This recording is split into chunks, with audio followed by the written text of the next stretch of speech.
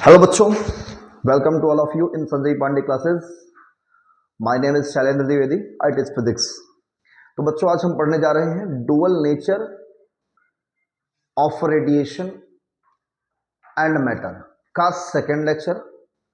और इस लेक्चर में हम लोग सीखने वाले हैं आइंस्टीन का फोटो इलेक्ट्रिक इक्वेशन। और कोशिश रहेगी कि हम आज ये चैप्टर समाप्त कर दें, जितनी भी थ्योरी है इसकी है। तो आज का लेक्चर सेकेंड है, ये second lecture dual nature of radiation and matter. तो इसमें हम आगे बढ़ते हुए चलेंगे। आइंस्टीन आइंस्टीन स्पेलिंग बेटा यही है ना, आइंस्टीन की EINSTEIN, Einstein photo electric equation. ठीक है, ये हमारी हेडिंग रहेगी आइंस्टीन फोटो इलेक्ट्रिक इक्वेशन। और इस इक्वेशन को हम लोग सीखेंगे, और इस इक्वेशन से हम लोग जितने भी laws of photo electric effect हमने पढ़ाए हैं आप लोग को, उन सभी फोटो इलेक्ट्रिक इफेक्ट के लॉज को इस लॉ से, इनके इक्वेशन से प्रूफ करेंगे, है ना। तो बहुत सारे कंक्लूजन हैं। तो आपने देखा कि जब कोई हाई फ्रिक्वेंसी की लाइट किसी मेटल सरफेस पर स्ट्राइक करती है तो मेटल सरफेस से क्या होते हैं, इलेक्ट्रॉन्स निकलते हैं, है कि नहीं। और उसकी इंटेंसिटी जितना बढ़ाया जाए, इंटेंसिटी, उतना ज्यादा इलेक्ट्रॉन निकलते हैं, है कि नहीं।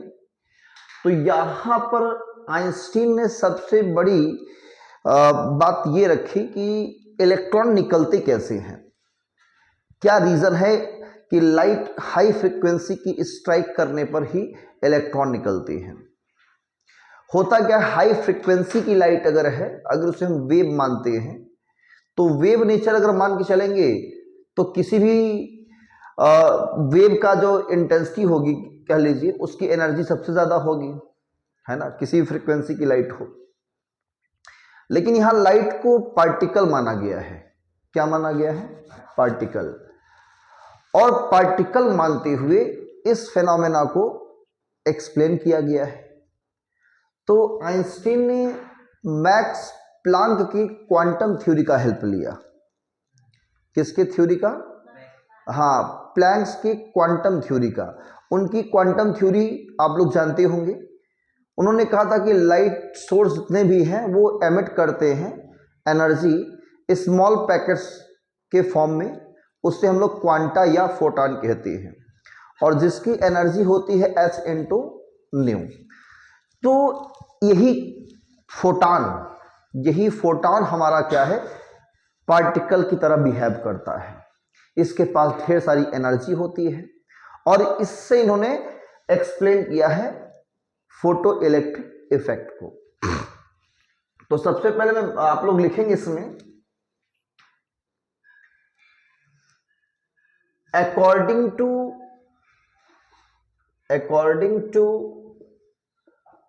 Planks quantum theory. क्या लिखेंगे? According to Planck's quantum theory. लिखिए इसमें इन्वर्टेड कॉमा के अंदर, each light source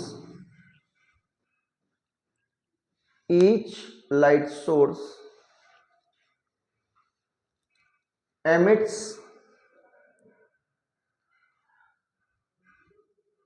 small packets of energy. Each light source emits small packets of energy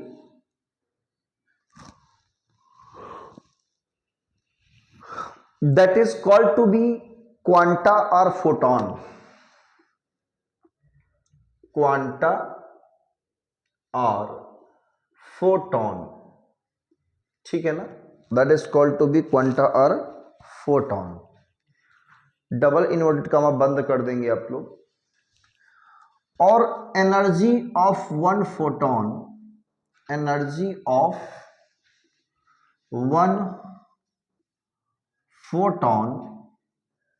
कितना होता है h into nu. It implies that energy is equal to h nu. ठीक है ना। यहां h क्या है, प्लैंक्स कांस्टेंट है। क्या है हमारा, प्लैंक्स कांस्टेंट। और न्यू हमारी है फ्रीक्वेंसी ऑफ लाइट। लाइट की क्या है, फ्रीक्वेंसी। प्लैंक्स कांस्टेंट की वैल्यू दिया गया 6.6 इंटू 10⁻⁻34 जूल सेकेंड। क्लियर, ये दिया गया हुआ है प्लैंक्स की क्वांटम थ्योरी। ठीक है ना। अब इसी थ्योरी का हेल्प लिया, मतलब एक फोटॉन के पास कितनी एनर्जी होती है, एच न्यू होती है। कितना, एक फोटॉन के पास अगर 100 फोटॉन होंगे तो कितनी एनर्जी होगी, 100 एच न्यू, है कि नहीं। तो कहने का सेंस ये है कि एक फोटॉन की एनर्जी हम लोग ये यूज करेंगे। ठीक है ना। अब इसी थ्योरी का उन्होंने हेल्प लिया और कहा, सजेस्ट किया कि जब कोई लाइट स्ट्राइक करती है मेटल सरफेस पे, तो उस सरफेस में बहुत सारे इलेक्ट्रॉन्स होते हैं, तो उसमें से कोई एक इलेक्ट्रॉन ऐसा होगा जो सिर्फ एक फोटॉन को ही एब्जॉर्ब कर सकता है। ये बात बोली, एक फोटॉन को एक इलेक्ट्रॉन क्या कर सकता है, एब्जॉर्ब कर लेगा, और फोटॉन का जो अस्तित्व है वो समाप्त हो जाता है। मतलब फोटॉन हमारा क्या होता है, फिनिश्ड, या डिस्ट्रॉय कह लीजिए, डिस्ट्रॉय हो जाता है, खत्म हो जाता है, नष्ट हो जाता है, ये कह लीजिए। एब्जॉर्ब होने के बाद क्या हुआ, कहेंगे नष्ट ही हुआ ना, लेकिन एनर्जी कंजर्व है। अब वो एनर्जी किसके पास आ गई, आप कहोगे इलेक्ट्रॉन के पास आ गई। जैसे मान लो कोई फोटॉन आया, ये टकराए, यहां टकराया मेरे से, फोटॉन समाप्त हो गया, उसकी जितनी एनर्जी थी मेरे अंदर समा गई। अब मेरे पास एनर्जी आ गई, अब मैं क्या हो गया, शक्तिशाली बन गया, है ना। अब मैं अपना काम करूंगा इस एनर्जी से। तो होगा क्या कि उस एनर्जी का मैक्सिमम पार्ट क्या होगा, या कुछ पार्ट कह लीजिए, एनर्जी आ गई तो बाहर आ जाएगा। भाई किसी भी इलेक्ट्रॉन को एटम से बाहर निकालना है तो क्या करेंगे, एनर्जी प्रोवाइड करनी पड़ती है कि नहीं। तो उसका कुछ पार्ट, एच न्यू का थोड़ा सा पार्ट जो है, इलेक्ट्रॉन जो सरफेस वाला इलेक्ट्रॉन होगा, वो बाहर निकलने में क्या करेगा, खर्च कर देता है। ठीक है ना, लॉस कर देता है, मतलब यूज कर लेगा, यूटिलाइज कर लेगा। इसका बचा हुआ पार्ट वो अपने पास मैक्सिमम काइनेटिक एनर्जी के फॉर्म में रखता है। अब काइनेटिक एनर्जी के फॉर्म मतलब वो मोशन में आ जाता है, मतलब वो दौड़ने लगता है, फ्लो करने लगता है कि नहीं। तो कौन सी एनर्जी कहेंगे, काइनेटिक एनर्जी। यही कॉन्सेप्ट दिया किसने, आइंस्टीन ने, और इसी कॉन्सेप्ट का हम यूज करके इनका इक्वेशन बनाएंगे। ठीक है ना। तो इसमें लिखना कि व्हेन, पैराग्राफ चेंज करके, when light is incident on the metal surface,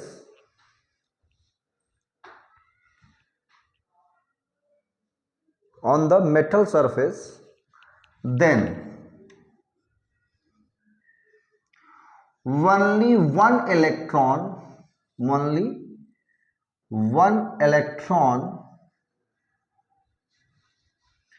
absorbs one photon, ठीक है ना, and photon will be destroyed या become destroyed, photon becomes destroyed। ठीक है ना, फोटॉन खत्म हो जाता है, नष्ट हो जाता है, उसकी एनर्जी एब्जॉर्ब कर लेगा, तो फोटॉन का खेल खत्म। ठीक है ना, ये बात बोली। अब जो एनर्जी ऑफ फोटॉन है, some part of energy of photon is used to emission of electron. Electron के निकलने में क्या होता है, यूटिलाइज हो जाता है, यूज होता है। तो इसमें लिखेंगे some parts of energy of photon, some part of energy of photon is used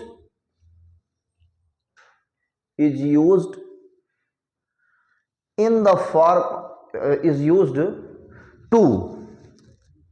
to emission of electron, is used to emission of electron, and remaining part of energy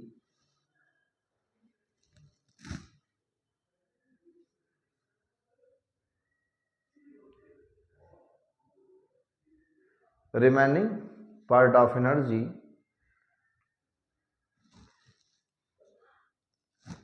is used as a maximum kinetic energy, as a maximum kinetic energy। ठीक है ना, यही concept किसने दिया? Einstein ने। ठीक है, okay. तो अब आपको ये पता है कि जो इलेक्ट्रॉन निकलने में एनर्जी खर्च होती है उससे हम लोग उस एनर्जी का नाम क्या देते हैं? Work function. Very good. ठीक है, तो एक इलेक्ट्रॉन को बाहर निकालने में या बाहर निकलने में जितनी एनर्जी की रिक्वायरमेंट होती है उसे हम लोग क्या कहते हैं? वर्क फंक्शन कहते हैं। क्लियर ना? मान लो कोई एक मेटल सरफेस है, ये मेटल का थिकनेस है, ठीक है ना, यहां कोई हाई फ्रीक्वेंसी की लाइट स्ट्राइक की, ये गामा फोटॉन है h/ν, एक फोटॉन आया, तो जो यहां मेटल्स में इलेक्ट्रॉन है, हमारा इलेक्ट्रॉन मेटल सरफेस जो है, सरफेस के अंदर वाला नहीं, हम सरफेस पर बात कर रहे हैं। ठीक है ना, तो जो सरफेस पर है कोई एक, मान लो सरफेस बहुत ढेर सारे इलेक्ट्रॉन है सरफेस पे, कितने हैं? ढेर सारे, 1 लाख होंगे मान लो। कितने? 1 लाख। और एक फोटॉन आया बेचारा, अकेला फोटॉन, तो क्या सभी ले लेंगे उसको? उसमें से कोई एक जो पाएगा पहले वही ले लेगा, है ना? पहले आओ पहले पाओ वाला हाल हो जाएगा, है ना? तो जो इलेक्ट्रॉन होगा वो फोटॉन को ले लेगा, एक इलेक्ट्रॉन। तो ये क्या होगा? ये थोड़ी सी एनर्जी यूज करेगा और सीधे बाहर निकल जाएगा। क्या होगा? बाहर निकल जाएगा ऐसे। और जब बाहर निकलेगा तो इसके पास क्या होगी? इस इलेक्ट्रॉन के पास होगी मैक्सिमम काइनेटिक एनर्जी। तो वो एनर्जी क्या होगी? बाहर निकलने में खर्च हो गई। क्लियर?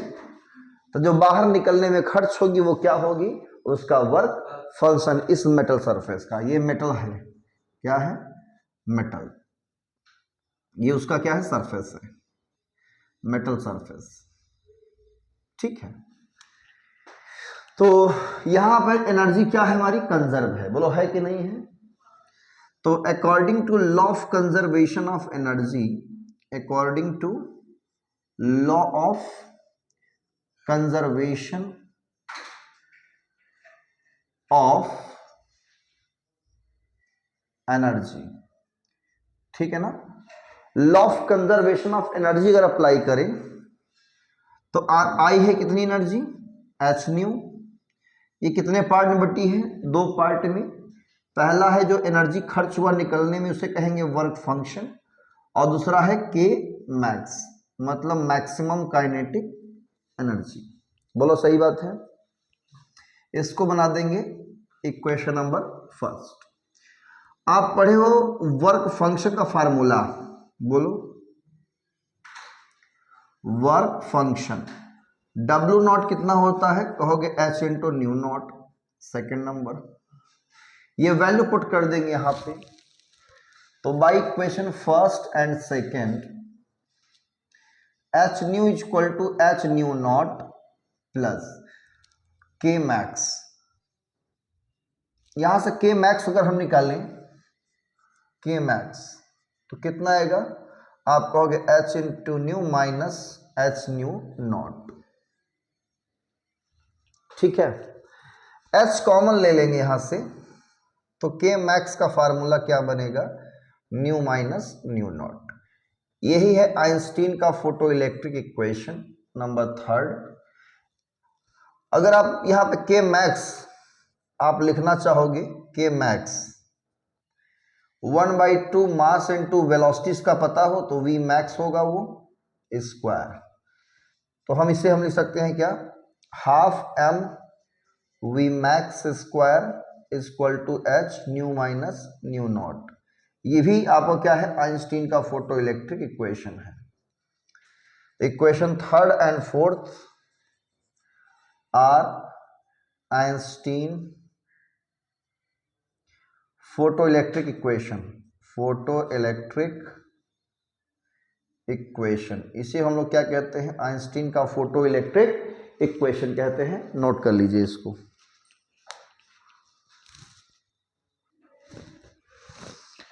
तो ये आइंस्टीन का फोटो इलेक्ट्रिक इक्वेशन आपने नोट कर लिया है, इसको इरेज कर दें हम।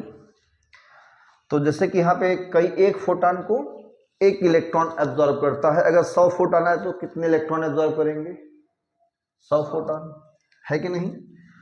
तो अगर हम आपसे पूछे यहाँ पे कि इंटेंसिटी क्या होती है, तो इंटेंसिटी का जो फार्मूला होता है वह है energy upon area into time, है ना। तो हमने कहा अगर 100 फोटॉन स्ट्राइक करेंगे तो एरिया थोड़ा कवर करेगा ना, बोलो, ठीक है। अगर 100 के बजाय हम 1,00,000 फोटॉन से स्ट्राइक करें तो एरिया बढ़ जाएगा। तो इस सरफेस का अगर हमें इंटेंसिटी बताना है तो इंटेंसिटी का मतलब होता है per unit area per unit time से। पर यूनिट एरिया और पर यूनिट टाइम से कितने इलेक्ट्रॉन निकल रहे हैं या कितने फोटॉन आ रहे हैं, हम बताएंगे वो इंटेंसिटी ऑफ रेडिएशन। क्लियर, या जितने फोटॉन आ रहे हैं, ये कह लो मोटा मोटा। तो इंटेंसिटी का मतलब यही होता है, ठीक है। इंटेंसिटी का formula energy upon area into time. तो हम यूनिट एरिया की बात करेंगे और यूनिट टाइम की। तो पर यूनिट एरिया को हम लोग कहते हैं पावर, क्या कहते हैं, पावर। तो जो पावर होता है, पावर आप लिख लीजिए, देन द पावर P होगा number of photons into energy, P equal to, ये P आपका एक तरह से इंटेंसिटी ही है ना। क्या है, इंटेंसिटी। यूनिट एरिया और यूनिट टाइम का जो इंटेंसिटी होता है वो क्या होगा, पावर होगा, ठीक है। इंटेंसिटी का यूनिट क्या बताएंगे, वाट पर मीटर स्क्वायर, क्या बताएंगे, वाट पर मीटर स्क्वायर। तो कभी कभी न्यूमेरिकल्स में ये भी यूज करना पड़ जाता है हम लोग को। Power equal to number of photons into energy. आपको ये जूल में दिया रहेगा, ये वाट पर मीटर स्क्वायर में दिया रहेगा, ठीक है। तो आप न्यूमेरिकली इसको यूज कर सकते हो। अब हम लोग क्या करेंगे, फोटो इलेक्ट्रिक इफेक्ट के लॉ को एक्सप्लेन करेंगे, ठीक है ना। किसके लॉ को, हाँ, फोटो इलेक्ट्रिक इफेक्ट के लॉ को एक्सप्लेन करेंगे। और किससे एक्सप्लेन करेंगे, आइंस्टीन के फोटो इलेक्ट्रिक इक्वेशन से। तो हेडिंग रहेगा, इसमें छोटी हेडिंग बना देंगे आप लोग, explanation of laws of photo electric effect, explanation of laws of photo electric effect by Einstein equation, by Einstein equation. तो अभी आपने क्या देखा कि इंटेंसिटी का मतलब क्या होता है, नंबर ऑफ फोटॉन्स, बोलो है कि नहीं है। इंटेंसिटी का मतलब number of photons per unit area per unit time. तो एक इलेक्ट्रॉन एक फोटॉन को एब्जॉर्ब करेगा, है कि नहीं। 100 फोटॉन को 100 इलेक्ट्रॉन एब्जॉर्ब करेंगे, 1000 फोटॉन को 1000 इलेक्ट्रॉन एब्जॉर्ब करेंगे। इसका मतलब नंबर ऑफ फोटॉन्स बढ़ा देंगे तो इलेक्ट्रॉन बढ़ जाएंगे ना, इसका मतलब ये डायरेक्टली प्रोपोर्शनल है। तो नंबर ऑफ फोटॉन्स का मतलब क्या है यहाँ पे, इंटेंसिटी ऑफ लाइट या रेडिएशन। तो पैराग्राफ चेंज कर लिखो, first number of photons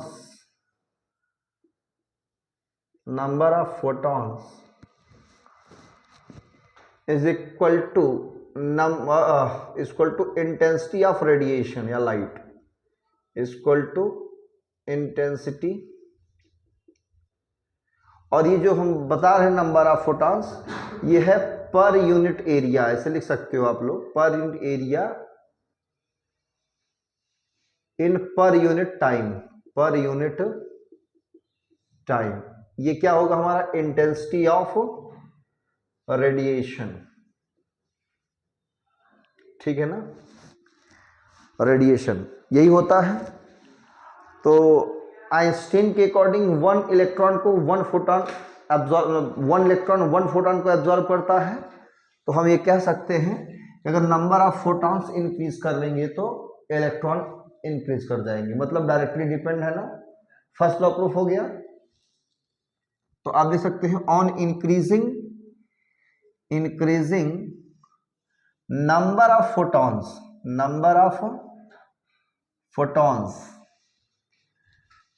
number of emitted electrons या number of ejected electrons will be increase, ठीक है ना, will be increase। ये फर्स्ट लॉ प्रूफ हो गया आपका। दैट इज आप कह सकते हो क्या, rate of emission of electrons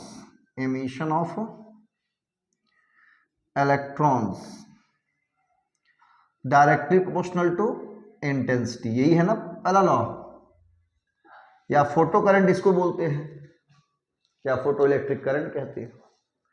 तो पहला वाला लॉ प्रूफ हो जाता है इससे। दूसरा, बिकॉज मैक्सिमम काइनेटिक एनर्जी कितनी होती है, H nu minus nu naught, बोलो होती है।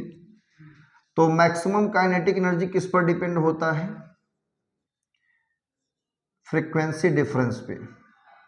ये डिफरेंस जितना ज्यादा होगा मैक्सिमम काइनेटिक एनर्जी उतना ही ज्यादा होगा, है कि नहीं। ये कम तो वो भी कम, मतलब स्टॉपिंग पोटेंशियल भी कम होगा।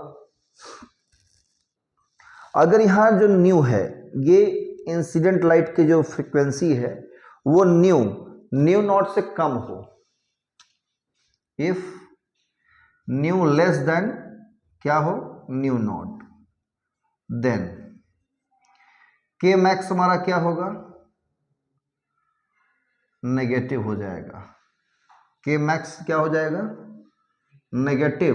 ये नेगेटिव मतलब इलेक्ट्रॉन्स डू नॉट एमिट, ठीक है ना, इलेक्ट्रॉन्स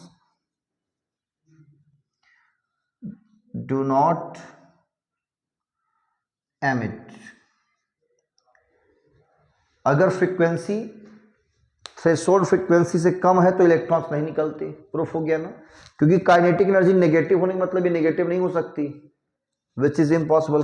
के max is negative, which is impossible, लिख सकते हैं विच इज इम्पॉसिबल। तो electron do not emit, electron emit नहीं होते हैं, ठीक है ना। चलो अच्छा, काइनेटिक एनर्जी नेगेटिव होने का एक सेंस और है यहाँ पे। अगर तो दूसरा वाला प्रूफ हो गया, जिससे इलेक्ट्रॉन नहीं निकलते, थ्रेशोल्ड फ्रीक्वेंसी से कम है तो इलेक्ट्रॉन नहीं निकलेंगे। दूसरी चीज यहां से एक चीज और आता है कि जो मैक्सिमम काइनेटिक एनर्जी है, अगर यहां पे इंटेंसिटी कितना भी बढ़ा दें, क्या इंटेंसिटी इस कंडीशन में कितना भी बढ़ा दें, इलेक्ट्रॉन निकलेंगे ही नहीं, है कि नहीं। आप इस कंडीशन में फोटॉन खूब गिराओ, खूब फोटॉन डालो, इलेक्ट्रॉन नहीं निकलने वाले। क्यों, क्योंकि उनकी एनर्जी क्या है, नेगेटिव है। उनको बाहर आने के लिए क्या करना पड़ेगा, उसको पहले जीरो करना पड़ेगा। क्या करना पड़ेगा, हाँ। तो इस कंडीशन में कह सकते हैं क्या, कि maximum kinetic energy does not depend on the K max, does not depend on the intensity, depend on the, हाँ ये इंटेंसिटी पर डिपेंड नहीं करता, इसी को हम देख कर बता सकते हैं, है कि नहीं भाई। काइनेटिक एनर्जी नेगेटिव है, खूब आप फोटोन डालिए कोई फर्क ही नहीं पड़ेगा, है कि नहीं। मतलब आप फ्रीक्वेंसी बढ़ाएंगे, क्या बढ़ाएंगे, फ्रीक्वेंसी बढ़ाने पर ही क्या होगा, इलेक्ट्रॉन निकलेगा, इंटेंसिटी पर डिपेंड नहीं करता। इसी बात से ये शो हो जाता है, ये भी क्लियर है। तो 3 लॉ हमने प्रूफ कर दिया। चौथा कैसे प्रूफ करेंगे, 4th number, if new is greater than new not, मतलब न्यू ज्यादा हो किससे, न्यू नॉट से, देन के मैक्स क्या हो जाएगा बेटा, ये बिकम पॉजिटिव, यानी इस पॉजिटिव हो जाएगा। ये जब पॉजिटिव होगा तो भाई उसके पास काइनेटिक एनर्जी है ऑलरेडी, तो बाहर निकलेगा, मतलब इलेक्ट्रॉन्स निकलते हैं और निकलेंगे, और ये जितना पॉजिटिव ज्यादा होगा उतना ज्यादा इलेक्ट्रॉन निकलेंगे, है ना। ये न्यू जितना ज्यादा होगा उतना ही इलेक्ट्रॉन क्या होंगे, निकलेंगे। इसका मतलब ये है, हम कह सकते हैं कि maximum kinetic energy, maximum kinetic energy की depends on the, depends on the, किस पे, फ्रीक्वेंसी, किस पर डिपेंड है, फ्रीक्वेंसी ऑफ लाइट, लाइट पर डिपेंड है जो इंसिडेंट कर रही है। क्लियर, चौथा भी प्रूफ हो गया। एक लास्ट और बचा है, यहां एनर्जी कंजर्व है, आपने ये भी देखा, क्या है, एनर्जी कंजर्व है, मतलब ये कह लीजिए कि जैसे फोटोन आया वैसे इलेक्ट्रॉन निकल जा रहा है, टाइम नहीं लग रहा है कि नहीं, टाइम नहीं लग रहा है, मतलब जो उसके पास काइनेटिक एनर्जी थी वही काइनेटिक एनर्जी उसको मिल गई, हम यूं कह सकते हैं, है कि नहीं। मतलब काइनेटिक एनर्जी में लॉस हो ही नहीं रहा है। क्लियर, किस में लॉस नहीं हो रहा है, हाँ, तो काइनेटिक एनर्जी में लॉस नहीं हो रहा है, तो ये आप कह सकते हो कि क्या ये इलेक्ट्रॉन और फोटॉन के बीच इलास्टिक कोलिजन है या नहीं, क्योंकि इलास्टिक कोलिजन में काइनेटिक एनर्जी कंजर्व रहती है। बोलो, तो यहां काइनेटिक एनर्जी का लॉस नहीं हो रहा है, मतलब जैसे फोटॉन आया वैसे इलेक्ट्रॉन निकल गया, इसका मतलब जो काइनेटिक एनर्जी उसके पास थी उसको पूरा का पूरा किसको हैंडओवर कर दिया, इलेक्ट्रॉन को, इलेक्ट्रॉन भी उसी स्पीड से निकल गया जिस स्पीड से फ्रीक्वेंसी लाइट आई, मतलब सी स्पीड से जो तुमने कैलकुलेट किया था। अब समझ में आया बात। तो यहां भी अजम्पशन यही है कि क्या है कि फोटॉन और इलेक्ट्रॉन के बीच क्या हो रहा है, यहां पे इलास्टिक कोलिजन है, और उसी का रिजल्ट है फोटो इलेक्ट्रिक इफेक्ट। इन्होंने कहा, किसने, आइंस्टीन ने। तो लिखना इसमें कि photo electric effect is the result of, photo electric effect is the result of elastic collision, elastic collision between electron and photon. ठीक है ना, फोटॉन और इलेक्ट्रॉन के बीच क्या है, एक इलास्टिक कोलिजन का ही रिजल्ट है।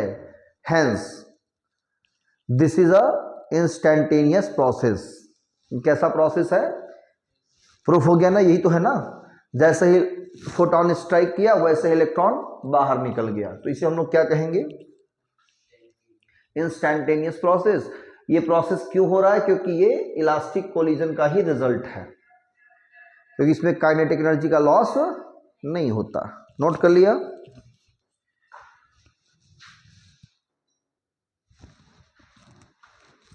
तो हम इरेज करते हैं। हेडिंग क्या रहेगा आपका, determination of Planck's constant and work function, है ना। कैसे प्लैंक्स कांस्टेंट डिटरमाइन करें, तो हम cut off voltage V not और फ्रीक्वेंसी के बीच जब ग्राफ प्लॉट करते हैं तो एक स्ट्रेट लाइन ग्राफ मिलता है कि नहीं, बोलो, पढ़ा कि नहीं पढ़ा है। प्रीवियस लेक्चर में आप लोगों ने पढ़ा होगा ना कि जब हम वी नॉट और फ्रीक्वेंसी के बीच ग्राफ प्लॉट करते हैं, जैसे कि मान लो कि ये आपका वाई एक्सिस है और ये है आपका एक्स एक्सिस। इस साइड हमने लिया फ्रीक्वेंसी, क्या लिया? फ्रीक्वेंसी। और इधर लिया हमने cut off voltage, cut off voltage, ठीक है ना, वी नॉट जिसे बोलते हैं। ये है आपका origin O. Graph straight line जाता है कुछ यूं, ऐसे, मतलब जैसे जैसे फ्रीक्वेंसी बढ़ेगी तो हम लोग क्या करेंगे, इसमें कट ऑफ वोल्टेज भी बढ़ता रहेगा।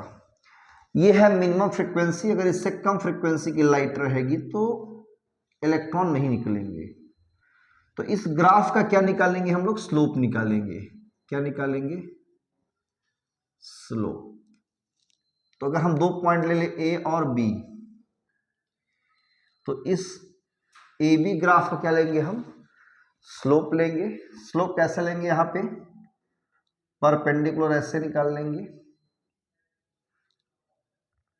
ऐसे यूं 90 डिग्री। यहां से अगर इसको पीछे खींचे हम यहां पे, तो ये सी इंटरसेप्ट देता है। कितना? सी इंटरसेप्ट ओ सी। और ये नेगेटिव पोटेंशियल है आपका।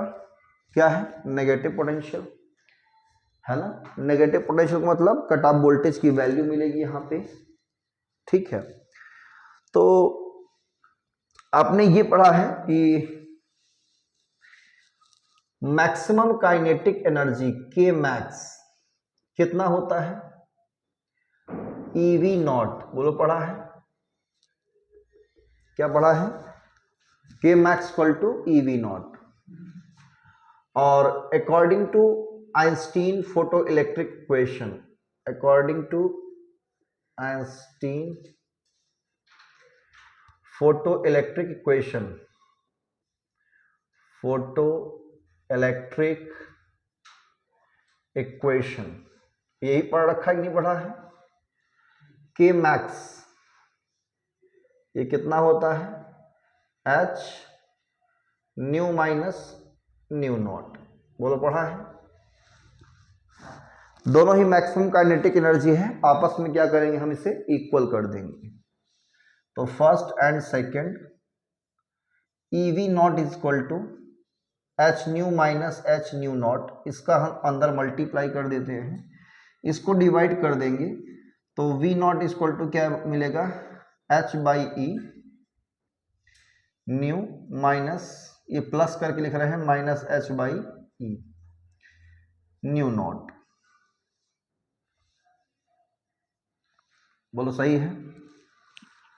Minus h by e nu naught. कोई प्रॉब्लम इसमें? ये इक्वेशन नंबर बना दिया हमने थर्ड।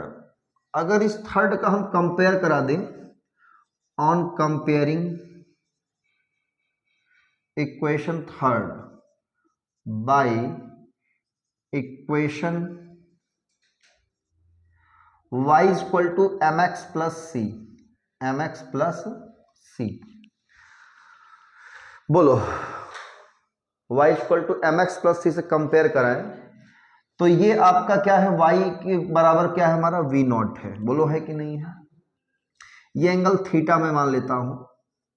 ये पॉइंट को मैंने कहा, इस पॉइंट कुछ नाम दे देते हैं। इस पॉइंट क्या नाम दे दे? चलो डी कह देते हैं, ठीक है। तो जो सी हमारा है वो कितना होगा? आप सी कहोगे यहां पे minus H nu naught by E. बोलो, सही बात है? यही होगा। तो सी कितना होगा? ये माइनस डब्ल्यू नॉट होता है, डब्ल्यू नॉट बाई ई। बोलो, ये क्या है आपका? ये भाई डब्ल्यू नॉट वर्क फंक्शन ही है ना। तो जो ये इंटरसेप्ट आपको दिखाई पड़ रहा है, ये वाला, ये क्या है? वो आपका यही इंटरसेप्ट है ना। तो ये कितना हुआ? Minus W not by E. बोलो, हुआ कि नहीं हुआ? ये इंटरसेप्ट आपका मिल गया minus W not by E. y किधर है आपका, इधर है, ठीक है। और m क्या है यहाँ पे, m is equal to slope, और स्लोप कितना हमारा है यहाँ पे h बाई, बोलो है कि नहीं है। तो इस वाले फार्मूले से हम क्या निकाल सकते हैं, वर्क फंक्शन। ये जो इंटरसेप्ट दिया हुआ है, इंटरसेप्ट c, अगर ये मालूम चल जाए कितना है, तो c किसके बराबर होगा, W नॉट बाई ई। बोलो क्लियर है। अगर ये इंटरसेप्ट किसमें मिलेगा, वोल्टेज में मिलेगा। भाई इधर हमने क्या लिया है, कट ऑफ वोल्टेज लिया है ना, बोलो। तो ये भी क्या है, कट ऑफ वोल्टेज है। वो कट ऑफ वोल्टेज किसके बराबर होगा, -W नॉट बाई ई के बराबर होगा। तो हमें अगर ये कट ऑफ वोल्टेज मिल जाए यहाँ तक नेगेटिव में, तो वो नेगेटिव नेगेटिव क्या होगा, इक्वल हो जाएगा, नेगेटिव कैंसिल, W नॉट ई से मल्टीप्लाई कर देंगे तो वर्क फंक्शन मिल जाएगा, है कि नहीं। तो हम इससे क्या कर सकते हैं, यहां से C equal to -W naught by E, ये है वर्क फंक्शन कैलकुलेट करने का कॉन्सेप्ट। अब निकालना है प्लैंक्स कांस्टेंट। तो ये है स्लोप आपका, क्या है, स्लोप। इसको बना देंगे क्वेश्चन नंबर 4। और स्लोप हम निकालने हमको आता है, m इक्वल टू क्या होता है, tan थीटा, बोलो होता है। और tan theta perpendicular by base, तो AD बाई BD, बोलो सही है। Equation number 5, 4th and 5th आपस में इक्वल कर देंगे, H by e is equal to AD by BD। BD क्या है, फ्रीक्वेंसी का डिफरेंस है ये, बोलो है कि नहीं है। भाई एक फ्रीक्वेंसी की वैल्यू ये है और एक फ्रीक्वेंसी की वैल्यू ये है, दोनों का डिफरेंस है हमारा BD। और ये क्या है, दो कट ऑफ वोल्टेज का डिफरेंस है, क्या है, कट ऑफ वोल्टेज का डिफरेंस AD। तो यहां से अगर हम H निकाले तो क्या होगा, AD by BD into small e। ये है प्लैंक्स कांस्टेंट निकालने का फार्मूला। इससे डिटरमाइन कर लेंगे ग्राफ को देख करके, मतलब ग्राफ के जो न्यूमेरिकल्स आते हैं आपको ऐसे ही सॉल्व करने पड़ेंगे। स्लोप लेकर के प्लैंक्स कांस्टेंट निकाल सकते हैं, क्लियर, क्या लेकर के, स्लोप। बोलो कोई कंफ्यूजन यहां तक। इस पर सवाल ग्राफ वाले क्वेश्चंस आते हैं बोर्ड एग्जाम में, और ये डेरिवेशन करने की कभी कभी थ्योरी भी पूछ लेता है, कैसे डिटरमाइन करेंगे, how to determine the Planck's constant and work function by using plotting graph between the cut off voltage and frequency या maximum kinetic energy and frequency. तो इस तरह से ग्राफ पूछ सकता है आपसे, इसका कैलकुलेशन या न्यूमेरिकल स्पीड, ठीक है। फोटोन क्या है, एक पार्टिकल माना गया है ना। तो इसके यहां से क्या प्रूफ होता है हमारा कि लाइट का जो नेचर है वो कैसा नेचर है, पार्टिकल नेचर है, इस फेनोमेना से। लेकिन क्या हाइगेंस ने जो मैक्सवेल ने बताया वो गलत है कि लाइट वेव है, ये बात समझ में नहीं आ रही थी कि लाइट आखिर है क्या। तो बाद में जो फेनोमेना हमारा है, ये इंटरफेरेंस और क्या कहते हैं, डिफ्रैक्शन और पोलराइजेशन, ये तीनों फेनोमेना वेव नेचर को शो करते हैं। मतलब कोई भी अगर पार्टिकल अगर ये नेचर शो करे, इंटरफेरेंस का फेनोमेना शो करे, डिफ्रैक्शन का फेनोमेना शो करे या पोलराइजेशन का, तो कहेंगे वो वेव है ना।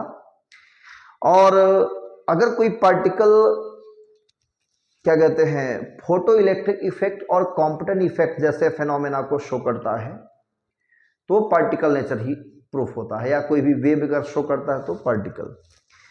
तो बाद में इस चीज को डी साइंटिस्ट थे, उन्होंने समझाया कि एक्चुअल में लाइट के पास दो नेचर है। क्या है, हाँ, दो नेचर है। उन्होंने आइंस्टीन का मास एनर्जी इक्विवेलेंट इक्वेशन को लिया, है ना, और प्लांक्स के क्वांटम थ्योरी को भी लिया, दोनों को इक्वल किया, मर्ज किया, आपस में लेकर के बराबर किया, तब जाकर उन्हें कंक्लूजन में क्या मिला उनको कि लाइट के पास दोनों नेचर है ना। तो इसमें आप एक पैराग्राफ चेंज कर नोट कर लीजिए, नोट करके, when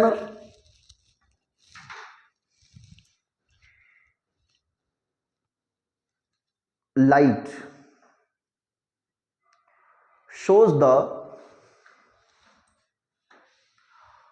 phenomena of interference, diffraction and polarization. Interference, diffraction and polarization, then it behaves as a wave nature. It behaves as a wave nature. ठीक है, but in the phenomena of photoelectric effect,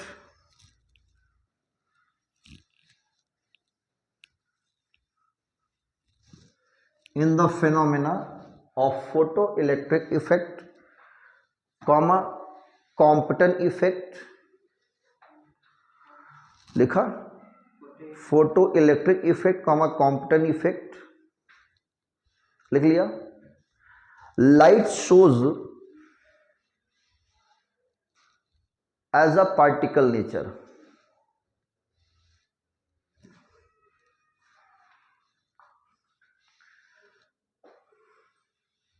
है ना.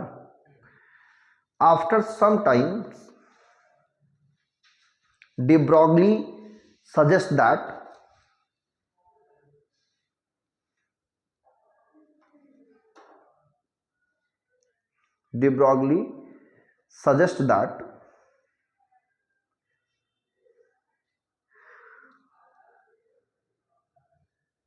light has dual nature. Light has dual nature. ठीक है ना. that is sometimes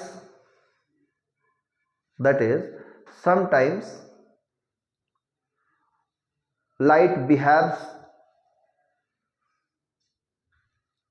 as a wave nature, है ना, and sometimes as well as particle nature, है ना, sometimes as well as particle nature. ठीक है ना. तो जब भी डुअल नेचर की बात आएगी तो यही सब आप बता देंगे. अब इसमें एक सबसे इंपॉर्टेंट है मैटर वेव्स क्या होती है. इससे और जाके क्लियर होता है कि लाइट का नेचर क्या है, डुअल वेव है. मतलब मैटर वेव्स, ये था तो लाइट के बारे में था. अब मैटर का मतलब होता है मटेरियल पार्टिकल्स से. किससे? हाँ, material particle.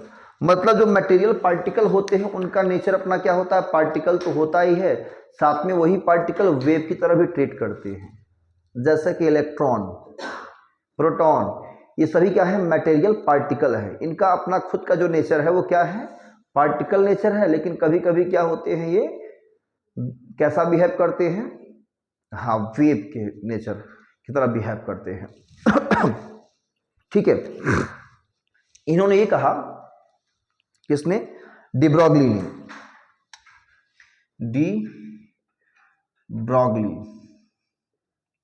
De Broglie suggest that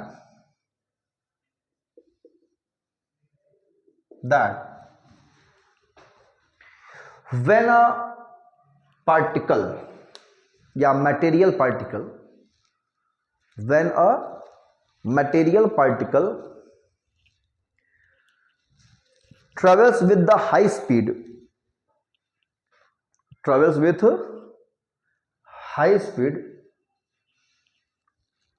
लिखा, such as comparable of speed of light, such as comparable the speed of light, comparable the speed of light, लिख लिया. then it behaves like a wave, it behaves like a wave. ये कैसा behave करता है, हाँ, एक wave की तरह बिहेव करता है. ठीक है ना. अब जैसे अगर हम बात करते हैं फोटॉन की, तो फोटॉन की जो एनर्जी होती है वो होती है एच इंटू न्यू, है ना। और जो आइंस्टीन कहे हैं कि अगर फोटॉन का मास अगर हम m मान लेते हैं, फोटॉन का मास कितनी है m, तो फोटॉन ट्रेवल किससे कर रहा है, स्पीड ऑफ लाइट से, तो उसकी एनर्जी क्या होगी आइंस्टीन के according, E equal to M C square. क्या ये एम सी स्क्वायर एच इंटू न्यू के बराबर कर सकते हैं, कर सकते हैं ना। तो इसमें लिखना if a photon of mass m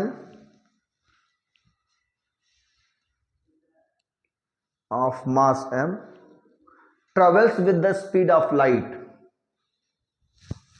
travels with the speed of light, then according to Einstein special relative theory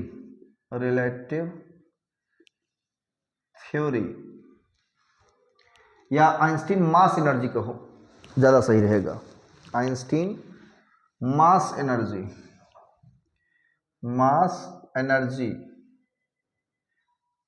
equivalent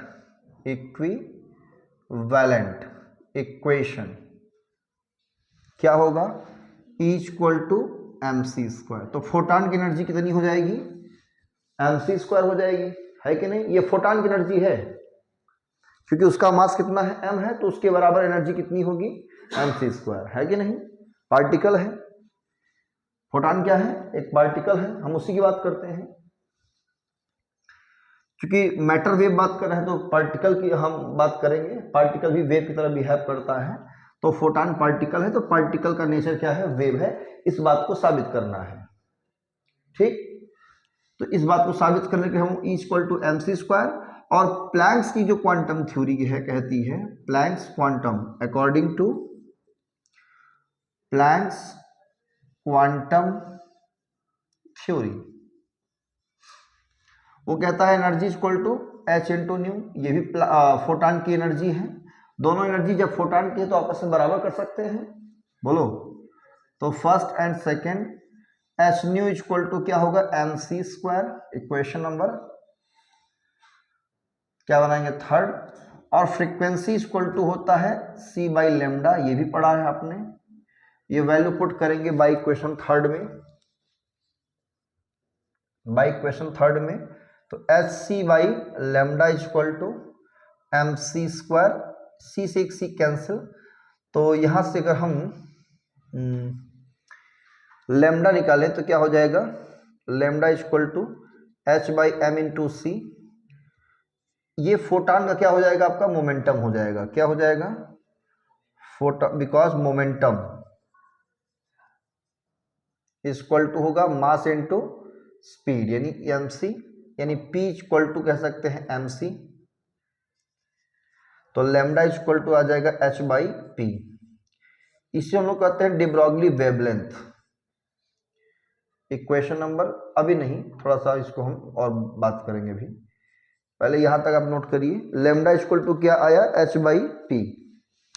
इसका मतलब क्या है कि लेमडा, इस इक्वेशन में लेमडा भी है और मोमेंटम भी है, तो मोमेंटम किसका होता है, पार्टिकल का होता है, लेमडा होता है वेव का, क्लियर। इसका मतलब फोटॉन कैसा ट्रीट करता है, वेव नेचर भी शो करता है, तो इसी से हम कह सकते हैं कि लाइट हैज डुअल नेचर। तो आप इसके नीचे क्या लिखेंगे, लाइट हैज डुअल नेचर।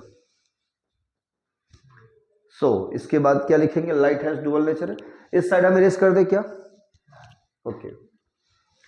आप इसके नीचे लिख सकते हो लाइट हैज डुअल नेचर, मतलब लाइट के पास दो नेचर है, बिकॉज यहां पे इस इक्वेशन में, इसे डिब्रॉगली इक्वेशन भी कहते हैं, क्या कहते हैं, डिब्रॉगली equation.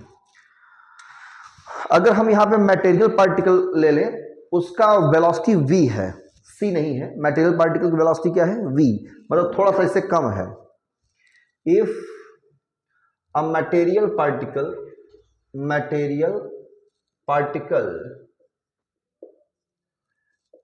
of mass m travels with the speed of v, with the velocity of v, then momentum कितना होगा उसका, आप कहोगे p equal to m into v. Equation fourth can also be written as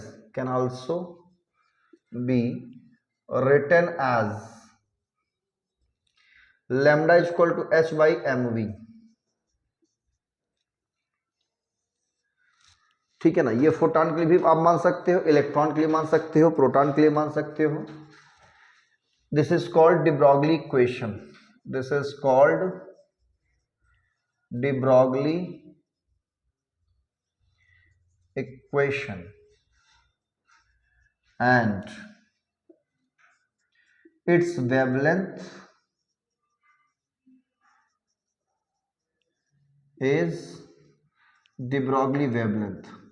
de Broglie wavelength. इस wavelength को हम लोग क्या कहते हैं, de Broglie वेवलेंथ कहते हैं लैम्डा को. और इस पूरे इक्वेशन को de Broglie इक्वेशन कह सकते हैं, कहते ही हैं. और इस इक्वेशन का यूज करके किसी भी मटेरियल पार्टिकल का वेवलेंथ निकाल सकते हैं. अगर वो हाई स्पीड से ट्रेवल करता है तो वेव जैसा नेचर शो कर रहा है. मतलब de Broglie ने ही फाइनली बता दिया था कि लाइट जो होती है वो डुअल नेचर का है, पार्टिकल नेचर और वेव नेचर, है ना. और बाद में पार्टिकल का भी बताया कि पार्टिकल भी कैसा बिहेव करता है एज अ वेव नेचर, ये भी बता दिया था. लेकिन इस चीज को सेटिस्फैक्टरी दिया था डेविसन एंड जर्मर एक्सपेरिमेंट ने. सेटिस्फैक्टरी किसने दिया था, डेविसन और जर्मर का एक्सपेरिमेंट. उन्होंने इलेक्ट्रॉन का डिफ्रैक्शन शो किया था. किसका शो, इलेक्ट्रॉन का डिफ्रैक्शन फिनोमेना उन्होंने दिया था, जो आपके सिलेबस में नहीं है, कट चुका हुआ है ना. डेविसन एंड जर्मर एक्सपेरिमेंट आपके सिलेबस में नहीं है. वो एक एक्सपेरिमेंट है. उस एक्सपेरिमेंट से इलेक्ट्रॉन क्या होता है, डिफ्रैक्शन होता है. क्या होता है, डिफ्रैक्शन. और जो भी पार्टिकल डिफ्रैक्शन शो कर देगा तो उसका नेचर क्या मानेंगे आप, वेव नेचर. क्लियर. तो हमारा इलेक्ट्रॉन हुआ, प्रोटॉन हुआ, इनका भी नेचर कैसा होता है, वेव नेचर होता है. और इन्हीं पार्टिकल को हम लोग मैटर वेव्स कहते हैं. क्या कहते हैं, हाँ, जिस पार्टिकल का नेचर वेव है वो मैटर वेव्स होता है. ठीक है. जिन पार्टिकल का नेचर क्या हो, वेव हो, वो क्या है, मैटर वेव्स. अब हम इलेक्ट्रॉन का क्या निकालेंगे, वेवलेंथ निकालेंगे. क्या निकालेंगे, वेवलेंथ. तो ये लास्ट हेडिंग हम लोग पढ़ने जा रहे हैं अब इस चैप्टर का, wavelength of electron. Wave length of electron. एक इलेक्ट्रॉन का वेवलेंथ निकालने जा रहे हैं. तो हेडिंग लगा दी सब लोग. ये इरेज कर दे इधर का. ओके. तो इस चैप्टर का लास्ट हेडिंग क्या है, वेवलेंथ ऑफ एन इलेक्ट्रॉन. एक इलेक्ट्रॉन का वेवलेंथ कैसे कैलकुलेट करेंगे. तो यही de Broglie वाला इक्वेशन हम लोग यूज करेंगे. कौन सा इक्वेशन, de Broglie का. de Broglie का इक्वेशन यूज करेंगे और हमारा ये वेवलेंथ कैलकुलेट हो जाएगा. Because lambda is equal to क्या होता है, h बाई पी. बोलो होता है इक्वेशन नंबर फर्स्ट. अगर हम मान लेते हैं electron v volt potential difference से क्या होती है, एक्सलरेट होती है. क्या इलेक्ट्रॉन होता है, if electron accelerates at potential difference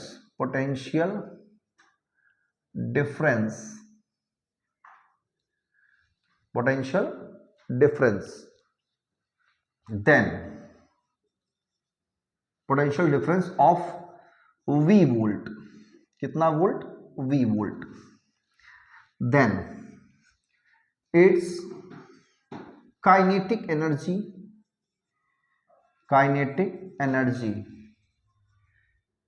is equal to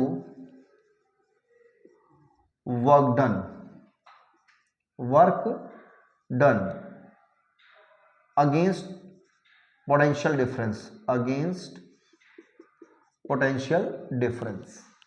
मतलब kinetic energy K equal to क्या होगा W, और W इक्वल टू क्या होता है EV। बोलो सही है, काइनेटिक एनर्जी कितनी होगी EV। Second number, because kinetic energy equal to half mv square होता है, हम क्या करेंगे मास का मल्टीप्लाई करेंगे तो m इंटू वी का होल स्क्वायर लिख देंगे बाई 2m। ऐसा लिख देंगे तो कोई गलती भाई, m का मल्टीप्लाई डिवाइड किया m स्क्वायर और m स्क्वायर वी स्क्वायर को एक साथ कर दिया। बोलो, इसका क्रॉस मल्टीप्लाई करेंगे बाद में, and momentum p equal to कितना होता है, momentum p equal to mass into velocity. तो जहां mv है वहां क्या रखेंगे p, it implies that kinetic energy आएगा p square equal to 2m। तो यहां से p स्क्वायर निकालेंगे 2m के, तो p स्क्वायर की स्क्वायर रूट लेंगे तो p बराबर आएगा अंडर 2m के। इक्वेशन नंबर बनाएंगे थर्ड। इस p की वैल्यू कहां रखेंगे फर्स्ट में, तो by equation first and third wavelength कितना आएगा h by under root 2m के, 2m के। इक्वेशन नंबर फोर्थ, ये भी अपने आप में क्या है फार्मूला है, आप इसका यूज न्यूमेरिकल के फॉर्म में कर सकते हो, बट यहां हम इसको थोड़ा सा और इजी करेंगे। क्या करेंगे इजी, इस साइड इरेज कर दें, इसे हम इरेज करेंगे और काइनेटिक एनर्जी की जो वैल्यू है ना वो हम ये रखेंगे EV। क्या रखेंगे EV। तो second and fourth lambda equal to h by under root 2 MEV। Equation number fifth, ये जनरल फार्मूला आ गया है ना। इसमें क्या करेंगे हम h की वैल्यू क्या रखेंगे Planck's constant 6.6 into 10⁻34 joule second आएगा। मास ऑफ इलेक्ट्रॉन कितना होता है 9.1 10⁻31 किलोग्राम। इलेक्ट्रॉन पर चार्ज होता है 1.6 10⁻19 कूलम्ब। ठीक है, ये वैल्यू यहाँ पे क्या करेंगे हम पुट करेंगे। ठीक है, वैल्यू क्या करेंगे इसको, हाँ इसे इंपोर्ट करके एक जनरलाइज करेंगे छोटा सा फार्मूला। तो by equation fifth lambda is equal to 6.6 into 10⁻34 divide by under root 2 into 9.1 into 10⁻31 और इलेक्ट्रॉन का चार्ज 1.6 10⁻19 कूलम। साथ में इलेक्ट्रॉन के चार्ज के बाद यहाँ पर V लगा हुआ है तो V लगा देंगे। ठीक है, और इसे हम लोग रूट हटा कर सॉल्व करेंगे। सॉल्व करने पर आएगा कितना, ये आएगा 12.27 into 10⁻10 by under root V angstrom, sorry metre में आएगा, किस में आएगा मीटर में आएगा। इसे हम लोग राउंड फिगर करेंगे, 12.27 को 12.3 लिख सकते हैं, कोई दिक्कत तो नहीं इसमें। और आप पढ़े हो कि 1 एंगस्ट्रॉम में होता है 10⁻10 मीटर, ये भी जानते हो। तो फाइनली लैम्डा कितना आएगा 12.27 बाय रूट V, है ना 12.27 अंडर रूट V एंगस्ट्रॉम आएगा। आप ये यूज कर सकते हो न्यूमेरिकल में, या lambda is equal to 12.3 by under root V, ये एंगस्ट्रॉम में आएगा आपका वेवलेंथ, यूज कर सकते हो।